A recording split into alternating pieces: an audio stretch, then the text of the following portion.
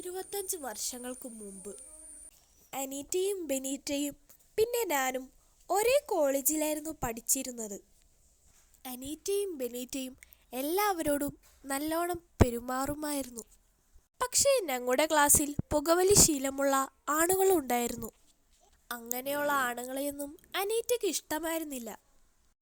ഒരു ദിവസം ബെനീറ്റയുടെ നോട്ട് ഡേവിഡിന് കൊടുത്തിരുന്നു. തിരികെ വാങ്ങാൻ മറന്ന ബെനീറ്റ, "ഞാൻ നോട്ട് മേടിച്ചിട്ട് വരാം" എന്ന് അനീറ്റയോട് പറഞ്ഞു.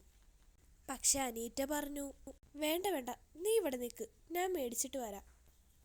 അങ്ങനെ അനീറ്റ തിരികെ നോട്ട് വാങ്ങാനായി ചെന്നപ്പോൾ ക്ലാസ്സിൽ പുകവലിച്ചു കൊണ്ടിരിക്കുന്ന ഡേവിഡിനെയാണ് അവൾ കണ്ടത്. പെട്ടെന്ന് തന്നെ അവൾ അവിടെ നിന്നും പോയി. അങ്ങനെ അവൾ ബെനീറ്റയുടെ അടുത്തെത്തി. "വാ, നമുക്കിവിടുന്ന് പോകാം." അങ്ങനെ അവർ അവിടെ നിന്നും പോകുന്നു. രാത്രിയായപ്പോൾ അനീറ്റ ബെനീറ്റയോട് പറഞ്ഞു, "ബെനീറ്റ, നീ ഇനി അവൻ്റെ അടുത്ത് സംസാരിക്കൊന്നും വേണ്ട." "അതെന്താ?" ബെനീറ്റ ചോദിച്ചു. "അത് അവൻ പുകവലിക്കും, അതുകൊണ്ട് നീ അവൻ്റെ അടുത്ത് സംസാരിക്കൊന്നും വേണ്ട." "അതെന്താ അങ്ങനെ?"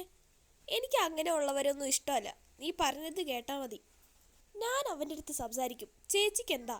ഇത് കേട്ട അനീറ്റയ്ക്ക് ദേഷ്യം വന്നു. ദേഷ്യം വന്ന അനീറ്റ ടേബിളിൽ ഇരുന്ന ഗ്ലാസ് ബോട്ടിലെടുത്ത് ബെനീറ്റയുടെ തലക്കടിച്ചു. ബെനീറ്റ ബോധം കെട്ട് നിലത്ത് വീണു. ആ സമയത്താണ് ഞാൻ അനീറ്റയുടെ ഡയറി എൻ്റെ വീട്ടിലിരിക്കുന്നത് ഞാൻ കണ്ടത്. ഞാനത് അവൾക്ക് കൊടുക്കാൻ വേണ്ടി അവളുടെ വീട്ടിലേക്ക് നടന്നു. അപ്പോഴാണ് ഞാനൊരു ശബ്ദം കേൾക്കുന്നത്. ശബ്ദം കേട്ട് ഞാൻ ആ ഭാഗത്തേക്ക് തിരിഞ്ഞു നോക്കി.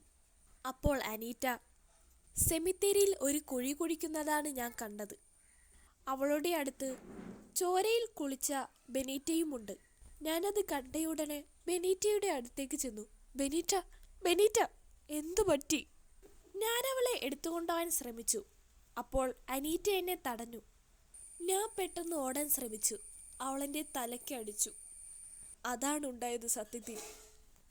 അപ്പോൾ ആ കല്യാണക്കുറി? "ഏത് കല്യാണക്കുറി?" "മറ്റേ അനീറ്റ വെഡ്സ് ആൽബർട്ട് എന്നെഴുതിയേക്കുന്നത്." "അത് അനീറ്റക്കന്നൊരു എൻഗേജ്മെൻ്റ് ഉണ്ടായിരുന്നു. പിന്നീടത് വേണ്ടെന്ന് വെച്ചു. നിങ്ങളെന്നാ പോയി കിടന്നോളൂ." അങ്ങനെ എസ്തറും ഇവയും അവരുടെ റൂമിലേക്ക് പോയി. ചേച്ചി, എനിക്ക് ഈ കഥ കേട്ടിട്ട് വിശ്വസിക്കാനേ പറ്റുന്നില്ല. എനിക്കും ആ അവസ്ഥ തന്നെ ഇവ. അമ്മ ബെനീറ്റയെ കൊല്ലണ്ടായിരുന്നു. അങ്ങനെ അവർ അമ്മയുടെ റൂമിലേക്ക് നടക്കുന്നു. അപ്പോൾ അവരുടെ അമ്മ എഴുന്നേറ്റിരിക്കുന്നുണ്ടായിരുന്നു. "അല്ല, നിങ്ങളിതുവരെ ഉറങ്ങിയില്ലേ?" "ഇല്ല അമ്മേ." "അമ്മ ഉറങ്ങിയില്ലേ?"